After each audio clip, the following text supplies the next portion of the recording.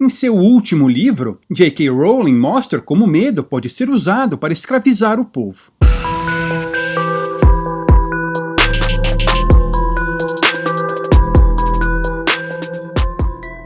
Este é o Visão Libertária, sua fonte de informações descentralizadas e distribuídas. Este artigo foi escrito e narrado por Marco Batalha. J.K. Rowling é um caso curioso. Embora Harry Potter seja uma saga bastante libertária, a autora em si é bem sossa. Ela sempre defendeu pautas coercitivas, usando certos grupos para ensinar virtude e impor agressivamente sua visão de mundo aos demais. Em certo momento, porém, a lacração saiu pela culatra. Ela ousou discordar dos canceladores em um determinado ponto e foi, quem diria, cancelada. Será que com isso ela vai aprender a lição? Duvido, mas, consciente ou inconscientemente, ideias libertárias continuam permeando sua obra. Outro exemplo é o seu livro mais recente, Ickabog, publicado em novembro de 2020. Ela havia esboçado essa história há 15 anos e contava uma versão dela para seus 2 filhos mais novos, antes de eles dormirem. Depois que os filhos cresceram, o manuscrito ficou esquecido. Mas eis que, com a grande farsa que estamos vivendo, ela sentiu que seria uma ótima oportunidade para desengavetar a história. Não é difícil entender o porquê. Como veremos, muito do que se desenrola no livro encontra paralelos com o que estamos vivendo. Embora Ickabog esteja sendo vendido como um livro infantil, ele pode tranquilamente ser apreciado por pessoas de qualquer idade. Como os demais livros da autora, é extremamente bem escrito, com personagens carismáticos, ambientação cativante, enredo envolvente e várias reviravoltas. Os capítulos são curtos e a leitura flui com naturalidade. Há uma certa dose de violência no enredo, com prisões, torturas, mortes e assassinatos, de modo que cabe aos pais decidirem se o livro pode ser lido por seus filhos. E do que se trata a trama? Bom, daqui para frente vou contar algumas das coisas que acontecem no livro. Se pretende o ler, pare o vídeo, leia o livro e depois volte aqui, combinado? Então vamos lá. A história se passa em uma próspera região chamada Cornucópia, governada pelo rei Fred o Destemido. O monarca é um daqueles governantes populistas, fanfarrões. Ele está interessado apenas em aproveitar as regalias que o cargo lhe dá. Comida boa e abundante, roupas luxuosas, diversões frequentes e a veneração dos súditos. Certo dia, um pastor da região mais afastada do reino vai ao palácio e diz que o Ickabog está atacando seu rebanho. "Até meu cachorro foi comido, coitadinho", diz o pastor. Segundo a lenda, o Ickabog é um monstro com 5 metros de altura que ataca e devora as pessoas. Mas o rei sabe que essa história de Ickabog é uma bobagem, é apenas crendice dessa gente mais simplória. Só que nisso ele vê uma grande oportunidade de se mostrar valente e decide organizar uma expedição para caçar o monstro imaginário. É importante, afinal, que um rei demonstre coragem para que seus súditos o continuem admirando. Se o inimigo não existe, melhor ainda, pois não há riscos de alguém ser ferido ou morto. E assim parte ele, junto com alguns membros da corte, oficiais e soldados, para aquela região mais erma de seus domínios. Passam-se alguns dias e o impossível acontece. A comitiva volta às pressas, com uma notícia terrível. O chefe da guarda real foi morto pelo Ickabog. O medo se instala no reino.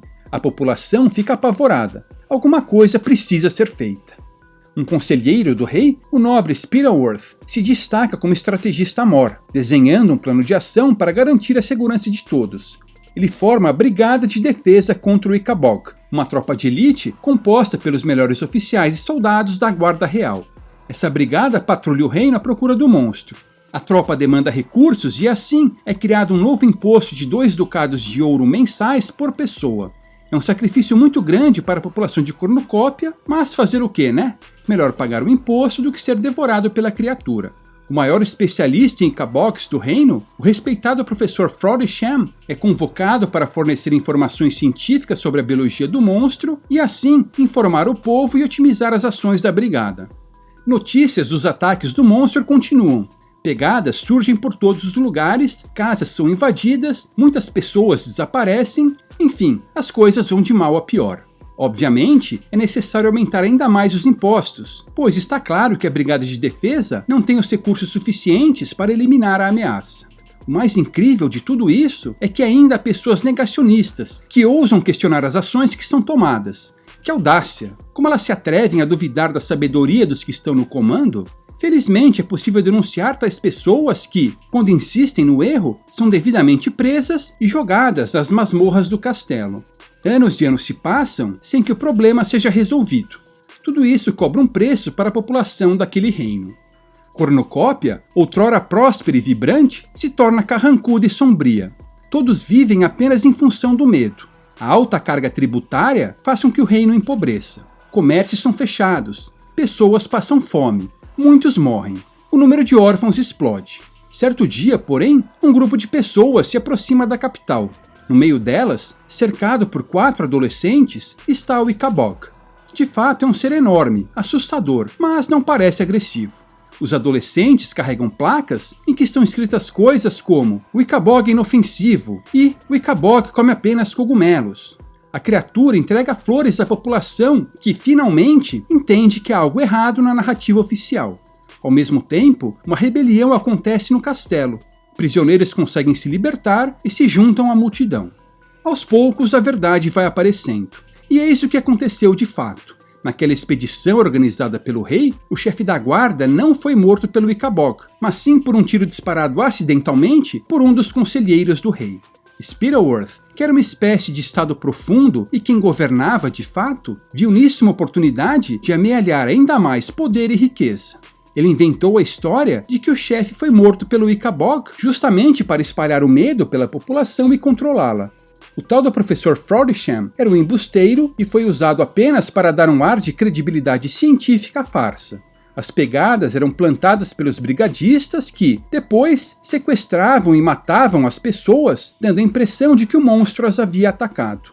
Spittleworth sabia que, para a farsa se perpetuar, era necessário controlar a informação e cultivar o medo. Ele fez isso perseguindo aqueles que questionavam a narrativa oficial e comprando o apoio de seus cúmplices.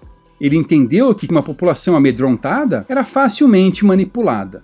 Em certo momento, o narrador escreve: Spittleworth gostava de ver o medo estampado na cara das pessoas. Ele podia sentir o próprio poder. Os ricos não se importavam com o aumento de impostos porque simplesmente o repassavam para os mais pobres. Com o tempo, a população parou de questionar o que estava acontecendo e passou a aceitar qualquer medida de Spittleworth, por mais estapafúrdia que fosse. O novo normal havia sido implantado com sucesso. Mas, graças a um pequeno grupo de pessoas, a verdade acaba aparecendo.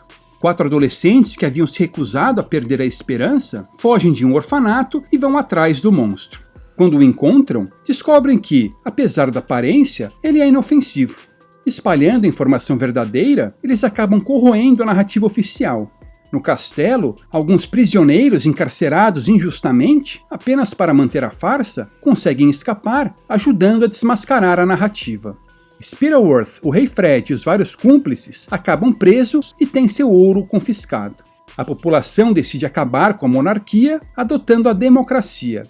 Ingenuamente, elegem um primeiro-ministro na esperança de que farsas como aquela não se repitam.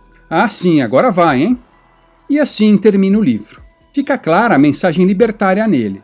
A farsa do Ikabog 19 traz muitos paralelos com a que vivemos hoje. Tal como no livro, um pequeno grupo de poderosos usa uma ameaça para controlar a população. Esta, por sua vez, amedrontada, não hesita em trocar todas as suas liberdades pela ilusão de segurança. Pseudocientistas são usados para dar credibilidade. Cúmplices são comprados com dinheiro dos impostos. O aparato coercitivo estatal é reforçado e usado sem dó. A informação é rigidamente controlada. Os que ousam questionar são ostracizados, perseguidos, presos e até mortos. Apesar disso, há aqueles que não se curvam, não perdem a esperança e continuam lutando, mesmo sabendo que o gado gosta do chicote. Como no livro, no final, a verdade aparecerá. Obrigado pela audiência. Se gostou, clique em curtir e compartilhe o vídeo em suas redes sociais. Se inscreva no canal e clique no sininho para ser avisado de novos vídeos. Ah, e eu tenho um canal também. Se tiver curiosidade, dê uma conferida lá. Será bem-vindo. Até a próxima!